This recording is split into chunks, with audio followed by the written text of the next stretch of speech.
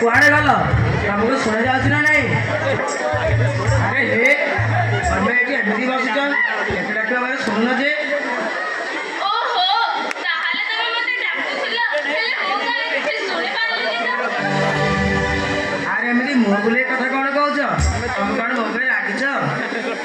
ରାଗିବିନି ତ ଆଉ କଣ? ବାବୁଙ୍କର ଦିନ ସାରା ଦେଖା ନାହିଁ, ରାତି ହେଲେ ବି ଘର କଥା ମନେ ପଡୁନି। ଯଦି ଘରେ ରହିବାର ନାହିଁ ତାହେଲେ ବାହାରେ ରହିଗଲେନି, ଘରକୁ କାହିଁ ଆସୁଥିଲ? ଆରେ ବାବା ଟିକେ ଧୀରେ କୁହ, ବାହାରେ ମଉସା ଅଛନ୍ତି। ସେ ଯଦି ଶୁଣିବେ ଆମ ମଝିରେ ଏମିତି ଝଗଡ଼ା ହେଉଛି ତାହେଲେ ସେ କଣ ଭାବିବେ? କୋଉ ମଉସା? ଆରେ ସବୁ ତମେ କାହା କଥା କହୁଛ? ମୁଁ ଜାଣିବାରେ ତ ଆମର କେହି ମଉସା ନାହାନ୍ତି। ଆରେ କାବେରୀ, ଜଣେ ମଉସା ଅଛନ୍ତି, ସେ ଆଜି ଆମ ଘରେ ରହିବେ। କିନ୍ତୁ କାହିଁକି ସମୁ? ତାଙ୍କର ବି ତ ଘର ପରିବାର ଥିବ ନା, ତାଙ୍କୁ ଘର ପରିବାର ଛାଡ଼ି ଆମ ଘରେ କାହିଁକି ରହିବେ?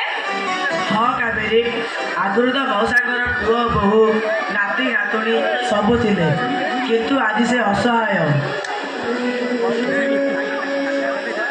ଖାଇବା ପଚିଗଲେ ତାକୁ ଯେମିତି ନ ଖାଇ ଡଷ୍ଟବିନ୍ରେ ଫୋପାଡ଼ି ଦିଆଯାଏ, ମଉସାଙ୍କୁ ଅଲଡ଼ା କହି ତାଙ୍କ ଘରୁ ତଡ଼ି ଦେଇଛନ୍ତି।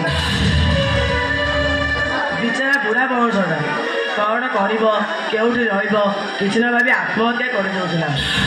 ଯାହା ହଉ, ଠିକ୍ ସମୟରେ ମୁଁ ସେଠି ପହଞ୍ଚିଗଲି।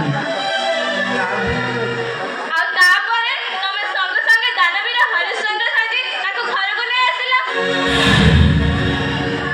ଠିକ୍ କହିଲ କାବେରୀ, ଆମେ ତ ଯୋଡ଼ାଏ ମଣିଷ ରହୁଛେ, ଆଜି ଗୋଟେ ଛୋଟ ଛୁଆଟି, ତାକୁ ବା କ'ଣ ଲେଖା?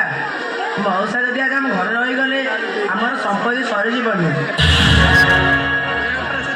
ସେ ବୁଢ଼ା ଲୋକଟା କ'ଣ କ'ଣ ପେଟକୁ ଖାଇବ, ତା ବଦଳରେ ଆମ ଆଦିତ୍ୟର ଯତ୍ନ ନେବ। ଆଉ ଆମେ ଦୁହେଁ ତ ନିଜ ନିଜ ଅଫିସ୍ କାମରେ ବ୍ୟସ୍ତ ରହୁଛେ, ଆଦିତ୍ୟ କଥା ବୁଝିବାକୁ ନିହାତି ଜଣେ ଦରକାର।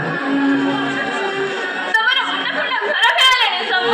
ଏଇଟା ହଉଛି ଆମ ଘର, କୋଉ ବୃଦ୍ଧାଶ୍ରମ କି ଅନାଥାଶ୍ରମ ନାହିଁ ଯେ ତମେ ଯାହାକୁ କରିବ ତାହାକୁ ଆମ ଘରେ ଆଣି ରଖିବ। ଏ କ'ଣ କହୁଛ କାବେରୀ?